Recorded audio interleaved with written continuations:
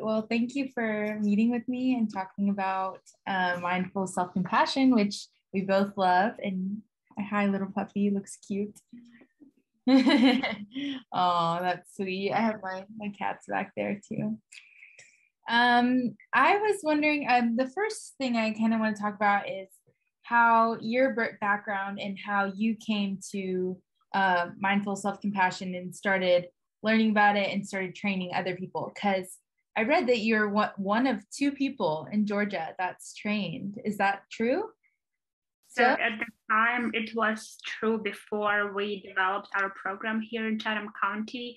And this past year over COVID, it was available for us to train more trainers and develop more trainers. And it actually takes a year to fully become a trained teacher. So we should have, by the end of October or November, 2 more fully certified trained teachers in mindful self-compassion here in Chatham County. And then we have 2 more who are developing teachers, and 1 more person who just started his journey on becoming a teacher.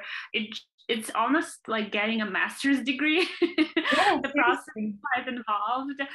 So I think it still may be true. There is 1 person in Atlanta and then myself that we kind of grandfathered ourselves into the mindful self-compassion program, because I was, I believe, the last part of the last cohort that had little less requirements to become a trained teacher, and then it became more difficult.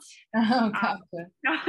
Yeah, I was fortunate to kind of sneak myself into that program. it is a long time, definitely, to get certified, but I guess that they really want people to understand it and be able to teach it, so it makes sense. Yes. And for a couple of reasons, I think, on one hand, it is definitely a program that you really want someone immersed and understand it not only cognitively, but have that felt sense of experience, and the practices are about how to do them, but feeling them, and I understand that. And at the same time, I wish access to becoming a teacher was a little bit, more open, because it is a barrier. It's expensive and it's time consuming. It's a long commitment. So for some people who'd be excellent candidates, for instance, teachers in schools who already have not enough time on their hands, I think that would be helpful. Yeah, and it would be wonderful to have more fully certified teachers, but learning about mindful self-compassion, and then I think you find yourself spreading it unintentionally, because when you start noticing how hard everyone is on themselves, it can be really, spreading that knowledge of oh, we don't have to be so hard on ourselves, we can give ourselves kindness, and that's really contagious, I think. Yes, mindful self-compassion, I let people know right away before any class or course I teach that it is contagious. And beware, you are going to be surprised by it. Sometimes you're going to be afraid of it. Mm-hmm. Sometimes you're going to be right away open to it, or maybe sometimes you are not. However, either response you may experience to mindful self-compassion, one way or another, it will spark your curiosity, and you will start craving more. Whether you like it or not, you might be interested. Wow, why did this make me so uncomfortable? Or wow, this was me, I totally get it. And so either way, it might cause you to get really more involved with it, and then become a carrier of the mindful self-compassion virus, which is a much better virus than the other one. Yeah. Oh, that's great. Okay, so how do you feel that mindful self-compassion changed your life? And then why did you decide that you wanted to teach it, or did you not know anything about it before you got started? Yes. So there could be a short-term answer to this question, and there could be a long-term answer starting from my birth. Yeah. So if we focus on the short-term answer, for several years, I've been teaching suicide intervention and prevention training, and being a part of the team here in our community in Savannah, implementing programming to help prevent suicide. And although we were on more positive side of things, really trying to prevent it, educate people, save lives, it was inevitable, and I would hear stories from people who lost their loved ones from suicide, and people who shared their own personal experiences. And what was really interesting is that people suffer so much, and instead of soothing themselves and comforting themselves in the midst of their suffering, and that includes having thoughts of suicide, they also added that second layer of suffering to already existing, ocean of pain, which was a layer of shame, feeling ashamed for feeling or thinking certain things. And that became more and more evident to me and our team. And also what I started noticing is that effect that other stories had on me, on my physical body, my emotional body. And as much as you want, to be open and accessible to people and their stories, sometimes you might start hardening just because you're trying to protect yourself, or perhaps you don't know necessarily how to process those stories and those experiences that others shared with you. So I think there were several different factors, personal factor, that inspired me to look for something that could help me personally contain suffering and relate to my own thoughts and feelings differently. Also, we had this need from our community that while, yes, we were providing this programming in suicide prevention and intervention, a lot of times participants in our trainings, a lot of them are school teachers, would ask what else is there, how else we can cope with life and all of these difficult situations in life. How can we go more upstream, up the river of suicide prevention?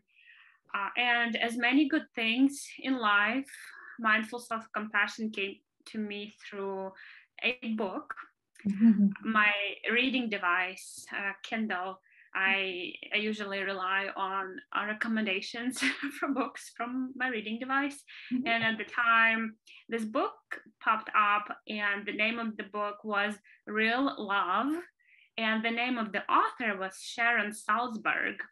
Well, my last name is Salzburn, and her last name is Salzburn.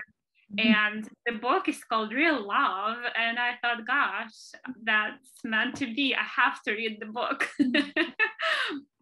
So I came to realize that actually I'd heard interviews before with Vira Salzburn, and she is considered the mother of loving kindness meditation here in the West. And it's a specific sort of meditation that actually is also included in the mindful self-compassion programming. And she mentioned this resource, mindful self-compassion, in her book.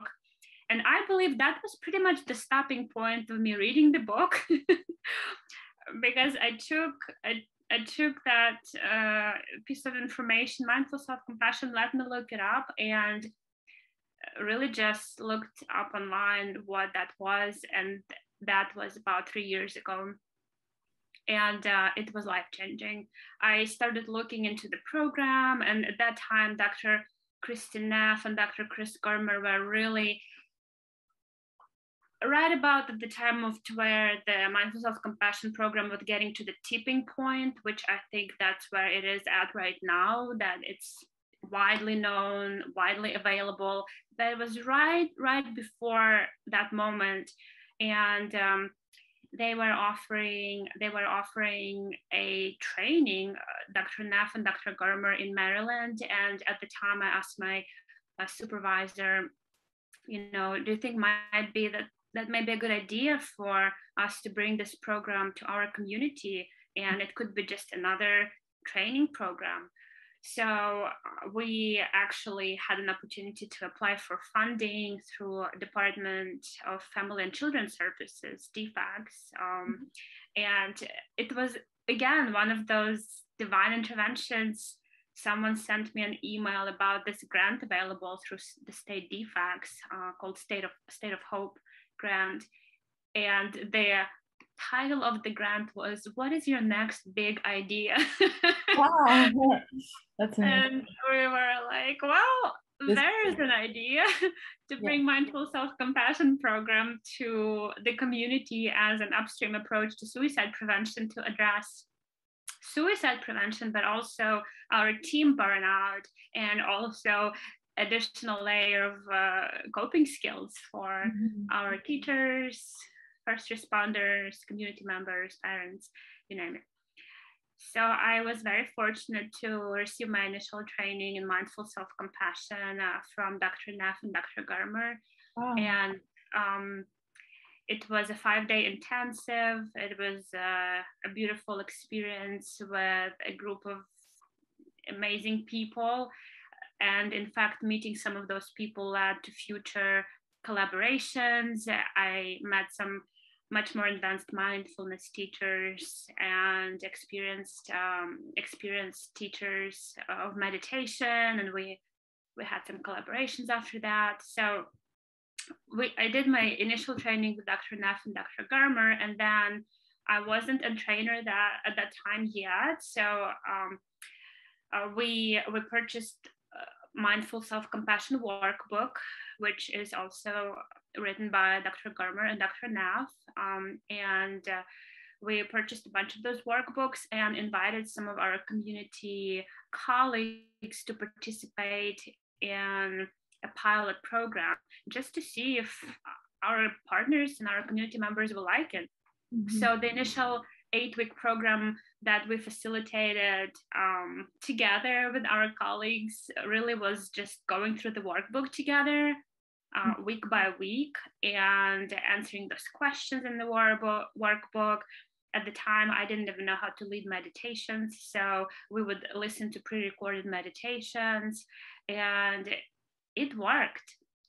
And I completely agree with Dr. Germer. He says that mindful self-compassion has legs, and what that means, it can stand on its own. You may be a semi-decent facilitator, and people will still get what they need from the program. So that's exactly what happened. And our pilot program included the director of counseling from Georgia Southern University, a couple of yoga teachers, some of our colleagues from other nonprofits. We had a local artist. So just a diverse group of individuals, and everyone loved it. And we thought we should definitely do something about this. So I pursued my teacher training, and Dr. Stephen Hickman, he is the director of the Center for Mindful Self-Compassion, and their headquarters are out of San Diego, California. He was so gracious helping me on my journey, because the pre-requirements for becoming a teacher include that you actually need to co-facilitate your first course with another teacher or trained teacher, and that wasn't accessible in our community. So he was very supportive about allowing me to do this on my own with, him and the Center for MSC supporting me and going through some, advisory sessions and things of that nature. In fact, he himself was my my teacher for the teacher training program. So I honestly felt like I got the best of mindful self-compassion, although I'm sure there are many other wonderful teachers there who do a really good job. So yes, after receiving that teacher trainer status, we ran with the program, and we made sure that we recruit people who are interested in also becoming teachers to participate in our 8-week programs. That is the pre-requirement for becoming a teacher. And really, we did everything and anything we could with the mindful self-compassion. So the original program is an 8-week program where you take courses every week, once a week for 2 hours. Well, that is not really accessible for a lot of people. And we decided to create layers of training, and we have a short session, which is 60 to 90 minute session, just building awareness of what mindful self-compassion is. We have a 1-day workshop, just the mindful self-compassion core skills, and we have a 2-day workshop, just a little bit extended version of that. And we also offer 8-week courses. I've done half-day retreats. And at this point, if someone says, hey, can you come and talk about mindful self-compassion for 15 minutes? That's all we can give you at our staff meeting. And I'll be like, sure. We'll take the 15 minutes and we'll share the resource. So just making it as accessible as possible. I think that was really a key to spreading the program as much as we did. And in just these past 2 years, our team has trained over 3,000 people in all of these various adaptations. So I think that's impactful. That's amazing. That is definitely impactful, and so probably just such a blessing to the community. And I know I took your even just the 1 hour, and I felt like you covered so much and such a short amount of time that I would imagine just drawing it out and making it, even richer and deeper would be really wonderful as well. I would love to take that class from you. Yes, that would be wonderful. And by the way, each of the adaptations that we are using, again, we didn't come up with any of this. For instance, the short session is based on Dr. Neff's presentations that she has recordings of her presentations that she's done for the employees of Google, or that's her typical 1-hour talk that she offers. So we based the material on her material, and 1-day and 2-day core skills classes are based on the classes that the Center for MSc designed. I'm also trained in mindful self-compassion for first responders, which is a shorter version of the 8-week program. It's a six-week program, only 1 hour a week for 6 weeks, just to take into consideration the amount of time that the first responders don't have. Yeah. And our 1-day workshops also based on that more abbreviated version. So we really, trying to keep the integrity of the program, and nothing that is included in our workshops is something that we came up with. Everything is from the Mindful Self-Compassion workbook and teacher's book. Just because it works, and also because it is evidence-based. And there's so much research out there specifically on the benefits of self-compassion for burnout, stress reduction, coping with post-traumatic stress disorder. There's research for people who are suffering with chronic disease, or people who are going through divorce, and showing how being more self-compassionate can actually help you be healthier mentally, emotionally, even physically. Yep, absolutely. And so I want to talk a little bit about, and thank you for sharing all of that and all of the work that you guys are doing. For someone who has never heard about mindful self-compassion, and you've already mentioned some of the benefits of there's stress reduction and burnout and targeting even chronic pain and these physical symptoms, but what would you say, the foundation and the tenets and the practices of mindful self-compassion look like? And then how do they like relate to each other and target those outcomes? Yes, thank you. As we look at the definition of compassion, just the definition, and it describes compassion as the courage to see the cause of suffering and the willingness to alleviate it. Mm-hmm. So there are some nuggets there, golden nuggets. The courage to see the suffering. In order to see the suffering of others or our own, we need that component of awareness or mindfulness, which is one of the 3 main elements of mindful self-compassion program as defined by Dr. Neff. And also seeing the suffering and having the willingness to alleviate the suffering involves this understanding that we all suffer, and that my suffering or others' suffering shouldn't really isolate us. In fact, it should remind us that we are in this together, being human and having an imperfect life. That is something that we all share in common. So common humanity is the second component of mindful self-compassion, which was radical for me. And personally, I struggled with a lot of different things based on my upbringing. I struggled with eating disorders throughout my late teens, early 20s, and I know exactly what it feels like to feel isolated and drowned in shame and feel like, wow, it's only me and nobody else is dealing with this, which is of course not true. And mindful self-compassion reminds us that you are not alone, right? And that other people struggle too.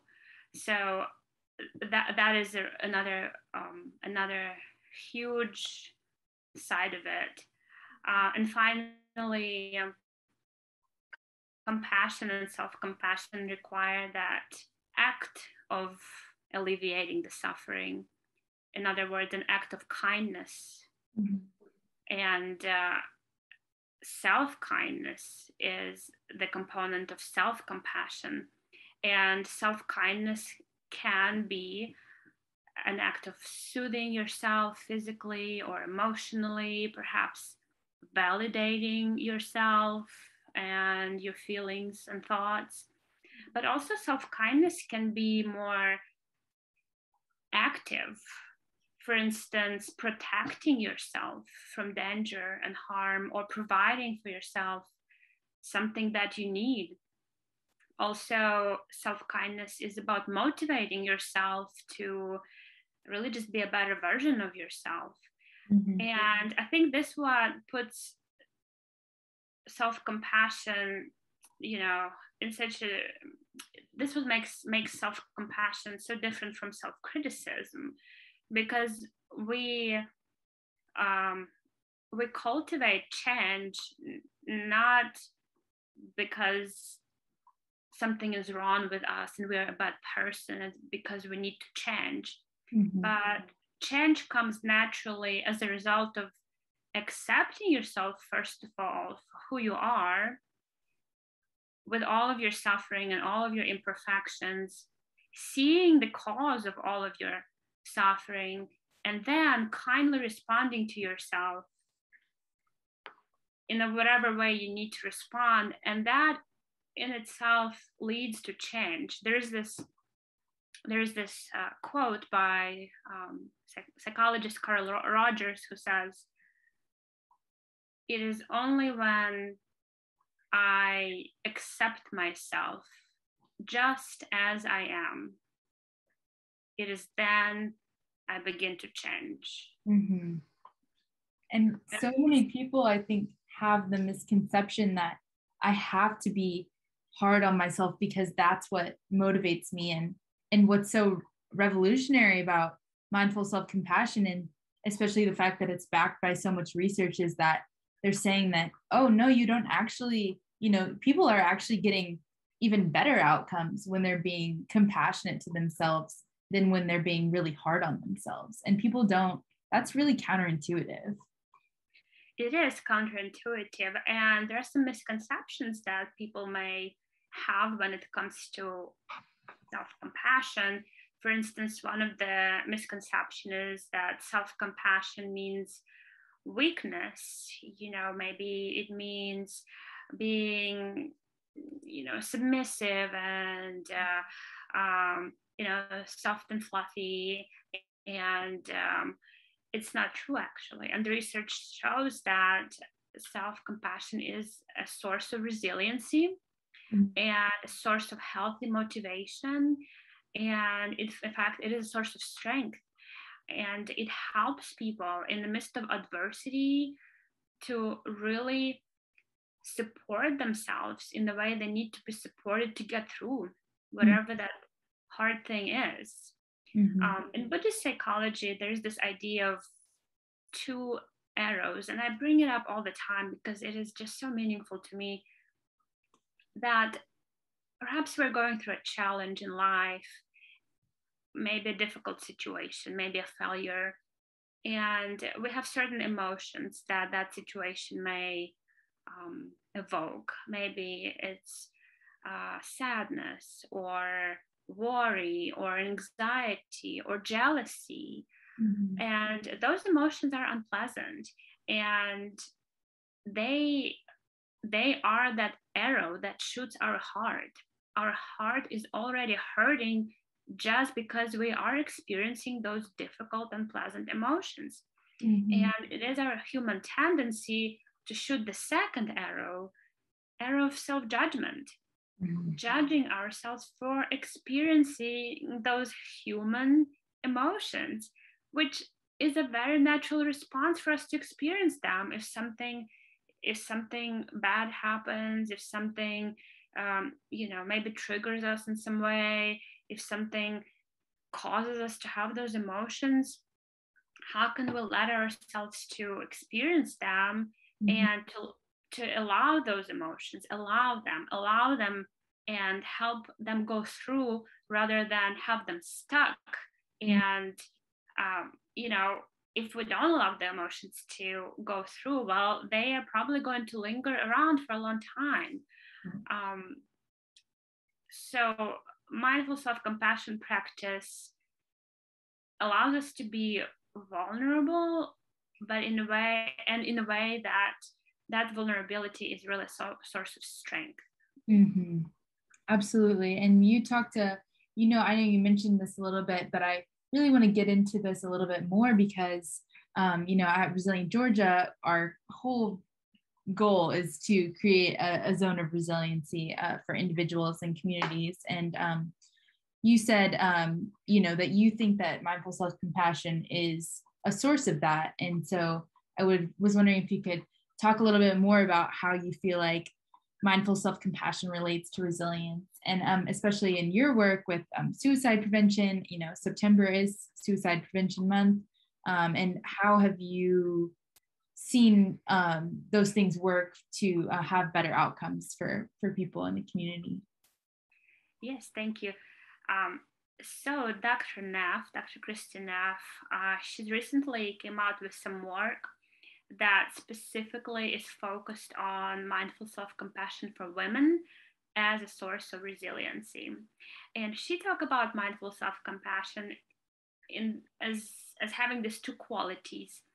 Yes, self-compassion can have this yin quality, if you think in terms of yin and yang, the Chinese philosophy.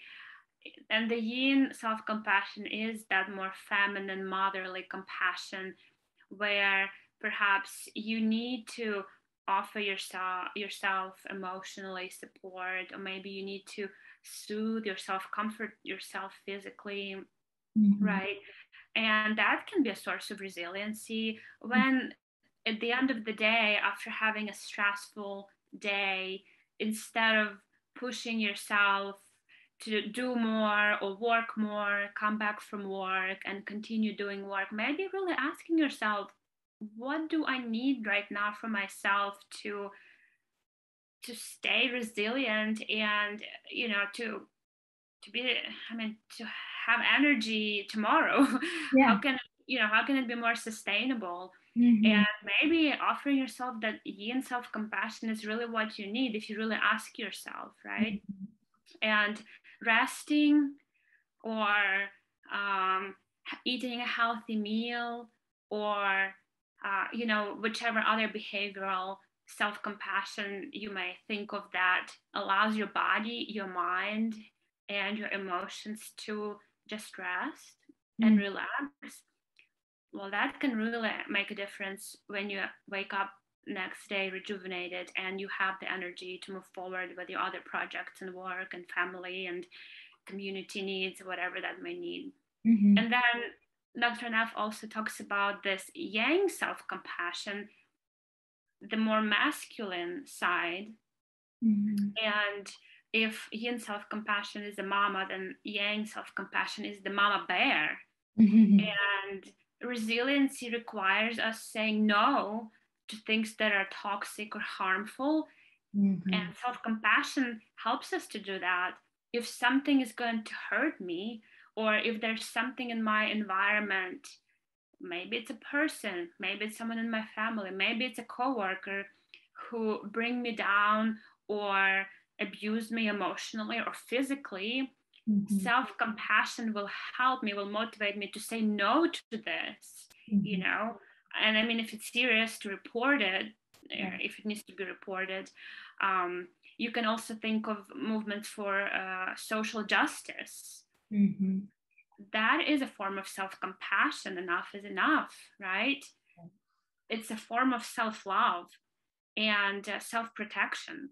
Mm-hmm. And in the same way, self-compassion can be active, acting in the world and saying yes to the things that are good for you, which is also a form of resilience.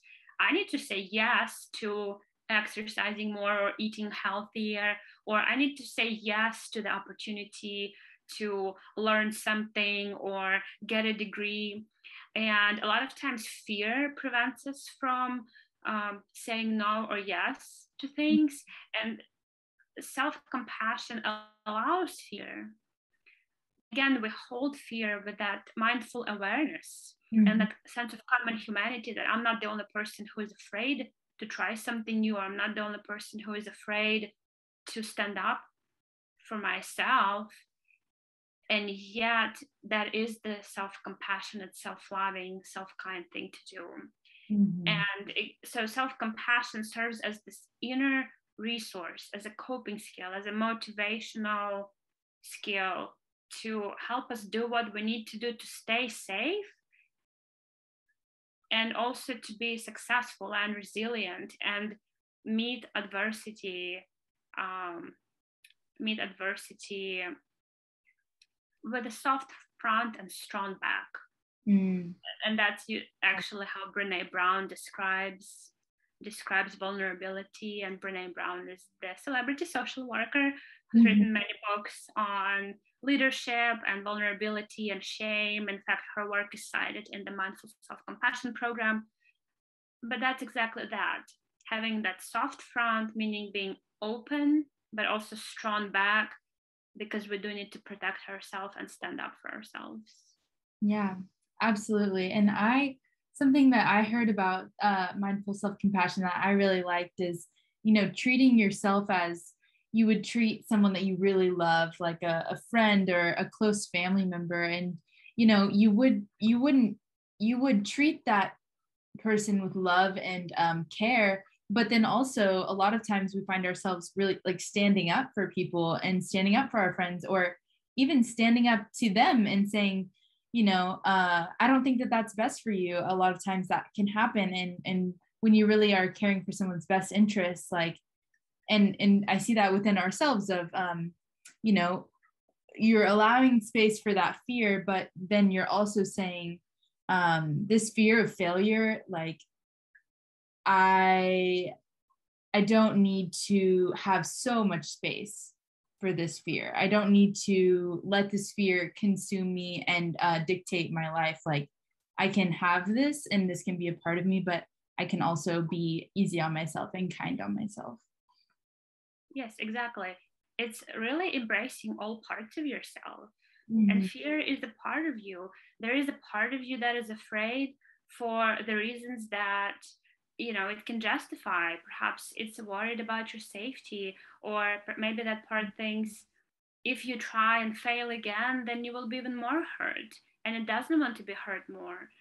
And I like to think of us human beings as this, we're this little family of many family members. And there is this maybe crazy aunt, or there's, this cool uncle, and this really needy baby, and this overbearing mother, and all of these parts, that's me. Mm-hmm. I'm all of these parts, and some of them sometimes speak louder, and some of them sometimes quiet down. And with self-compassion, we can begin to relate to Mm-hmm. all of these parts of ourselves. Okay, crazy aunt, I hear you. I hear you. Okay, okay. Okay, cool uncle. I like you today. You're doing something. I like that, Yeah. Or maybe there's this baby inside that's crying, oh, I'm so sorry, baby. Let me just hold you. Let me just nurture you. Right? So there's this validation of all the parts, and also acceptance of all the parts, because they they're family, and you can't get rid of the family. It's done. They are forever. Right. So it's either we're going to resist, or we're going to accept and have this family dinner together in a compassionate way. Mhm. I feel like acceptance is almost it's a synonym, if not or just a really similar part of mindful self-compassion. And we talked about a little bit in the training, just as a small point, but I thought this was really interesting. So I'd like to hear your thoughts on this. You had talked about in the training that I attended of just that it can be tempting to use mindful self-compassion as, just another way to dismiss ourselves or to invalidate ourselves and our emotions. And really, what did you mean by that? And then how can we avoid that when using mindful self-compassion? I think that every coping skill that we come across, it can be tempting to use it as a way of getting rid of pain or of not really feeling things. But I would just like to hear, why would you not recommend doing that? And then how can we like avoid that and use it how it's intended to be used? Yes, thank you. Absolutely. A lot of times we'll learn a new skill, a new coping skill, and we think, wow, this is just going to be another tool. I'm going to use it so I don't have to feel bad, because I don't want to feel bad. Yeah. And what does that mean when we say, I don't want to feel this way, or I want to feel this way? Well, that's a form of resistance, or a form of avoidance. And a lot of times, if we resist something, most likely it's not going to go away. Most likely it's going to get bigger. In fact, there's this catchy phrase, what we resist persists. So a lot of times we learn self-compassion, we learn the tools of meditation, and we learn, oh, I just need to talk to myself the way I would talk to a good friend, or I just need to give myself a hug just so I can feel better, because I don't want to have these thoughts or these feelings. And that is an abuse in some, not in an extreme form, but it is a misuse of self-compassion. And that's when we use self-compassion as a hidden form of resistance, because we don't want to feel something. We want to apply the skill and to make it go away. And in fact, that's not how self-compassion works. It's really about allowing the pain, investigating with curiosity what's going on, nurturing the pain, right? And so, for example, when there's a sick child, a child has the flu, which we know needs to go through the process, right? So when a parent tends to the child, takes care of the child, tells the child all the good things, I mean, it's really not to make the flu go away, because you can't, or COVID go away, you can't. Right. But it's just to make that person or that child comfortable Mm-hmm. enough as they are going through this process, help their stress maybe go away a little bit so they can just heal better, or just to remind them that they're not alone in it. Embrace them, however, into a blanket of love, or actual physical blanket.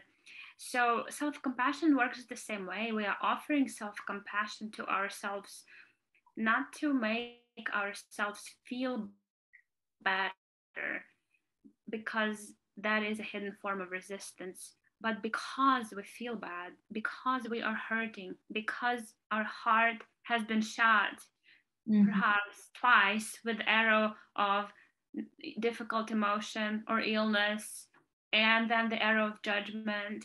And we're offering self-compassion to ourselves because it's hard to be a human being. Mm-hmm. And what's interesting, as a side effect, you do start feeling better, Right. because when you feel safe, when you are not attacking yourself with self-judgment, Mm-hmm. self-doubt, self-loathing, in fact, your brain relaxes, your thoughts relax, your Mm-hmm. body relaxes, and you are maybe even able to step out from that zone of being red zone of chronic stress. Mm-hmm. And when that happens, body can heal better, brain can heal better, Mm-hmm. and we can also think more clearly.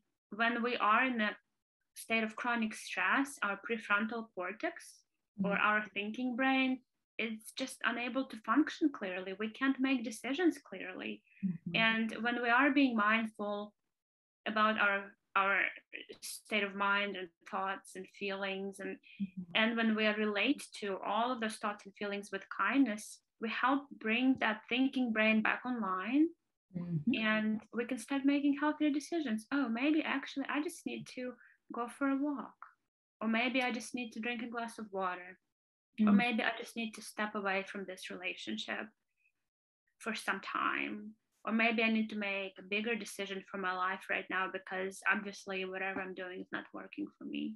Mm-hmm. And self-compassion can give us that space and courage to face the suffering. Mm-hmm. And, just telling, believing that we're deserving of love at every point when we're feeling any emotion, that no emotion is, too bad to be experienced and worked through.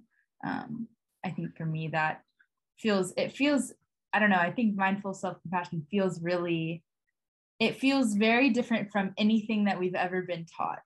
And so that's why I think it's so important, because it's so counter to a culture of working super hard and being super strict on yourself, and you don't want to feel anything bad because you don't want it to slow you down, and just all of these things that keep us really grinding our gears. But then actually we can see how that catches up with people, and how that's actually really can be harmful emotionally and as well as physically. And so I think that's so much about what creating resilience is about. So thank you for sharing. Absolutely. And I just wanted to comment on you mentioning the word belief. A lot of us understand now, maybe we understand in our mind when someone says, you're worthy of love, you're a good person, Mm-hmm. you deserve the best. We understand that, but we don't believe it a lot of times. We don't feel it. Those 30 inches from the brain to the heart sometimes are the longest journey. And what I love about mindful self-compassion, what it shows us is that loving yourself is about seeing the barriers to love, and actually not trying to remove the barriers, but love the barriers themselves. And just by loving the barriers themselves and noticing they're there, and maybe for whatever reason, I can't fully right now accept myself just yet fully, but I can begin to want to.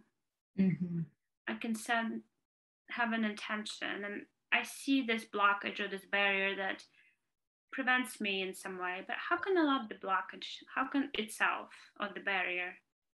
And maybe thank the barrier for being there for whatever reason. Probably most likely it's there because it's trying to protect me from something. Absolutely. So yeah. And that's really hard. And obviously we know that being mindful and being self-compassionate is not always easy.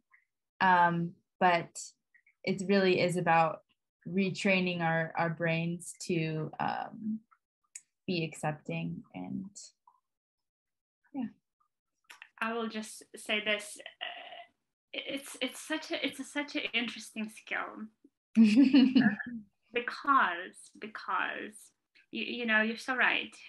Being loving and self-compassionate and self-accepting is so hard.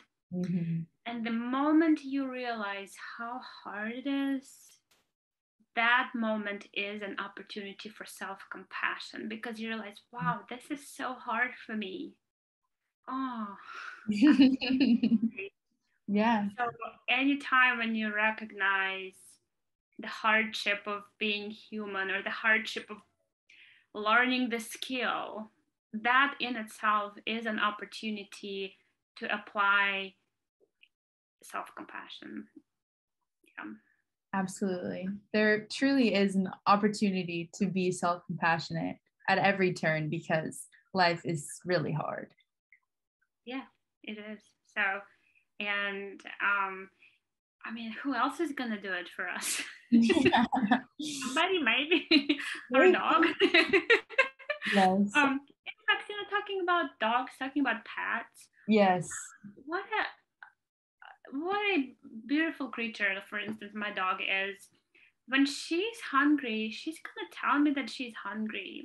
Yes. She knows what she needs. When she wants me to hold her and cuddle her, I'm not gonna have a choice. She's gonna ask me, and I'm going to hold her and cuddle her.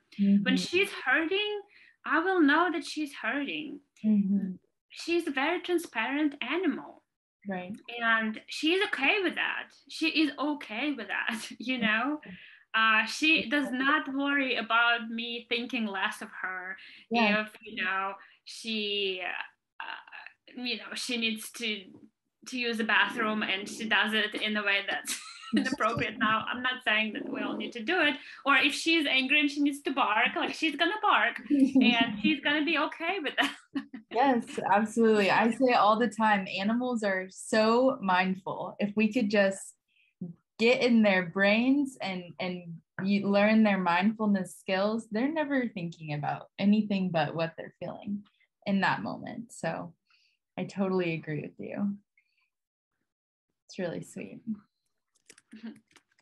Well, Vira, do you think that there's anything that you feel like we missed, anything that's super important, or any parting words for individuals looking to get into self-compassion?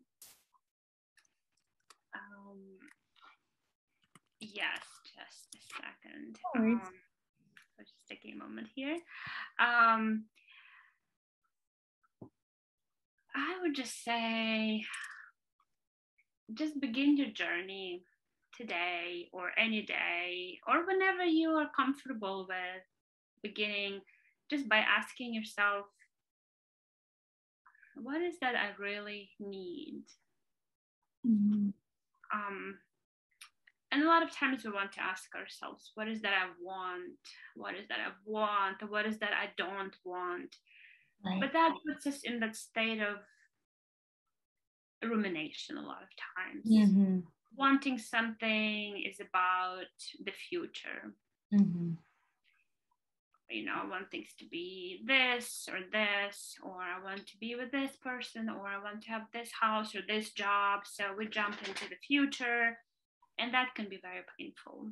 Yeah. Not wanting something is a lot of times about the past. Well, I wish this didn't happen, or I wasn't in this relationship, or, the circumstances didn't align the way they did. And that puts us in ruminational state of the past, which is also a difficult state of mind to be in. Both of those tendencies of the mind to go into the future and the past, they just bring a lot of suffering. And just pausing in the moment right now and asking yourself, well, what is that I need right now? What is that I really need? Maybe a thank you. A lot of people feel unappreciated. Offer yourself that thank you. Thank you. I did such a good job today.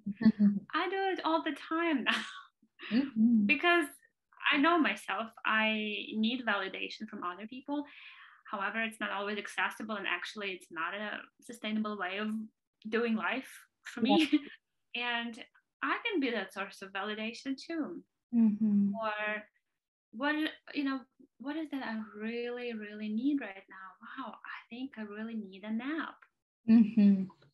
And just, this is a simple practice. Simple, and yet it's deep, because you need to go deeper. Maybe sometimes people say, well, I just need a drink so I can relax. Okay, so you actually need to relax, right? So you actually need to rest. You actually need some emotional or physical comfort, right? So just kind of going into that deeper inquiry and being curious and courageous. Sometimes you might find some answers you don't like, and this is a simple intervention. It's a simple and deep intervention, just to ask yourself in the morning, in the middle of the day, in the evening, what is that I really need? And as also as a yoga practitioner and a teacher, we say, take what you need, because you deserve it. You really deserve it. And also believe in your own goodness, believe in the goodness of your heart, the goodness of your intentions, and know that at the deep core level, you are a good person. And everything else, these are just layers of life, of trauma, of experiences, of things that made us who we are. And how can we see the goodness in ourselves, and also how can we see goodness in others? And that will help us to soften and to offer compassion. Absolutely. Thank you for your time and your words, and for sharing with me and with so many people the beauty and benefits of mindful self-compassion, because I think we all really need it as a world and as communities. So thank you, Vira. Oh, yes. You're welcome. Let me know anytime if you need anything else. Okay. Thank you, Vira, for talking to me. Hope you have a wonderful day. Thank you, Cameron. Have a great day. Bye-bye.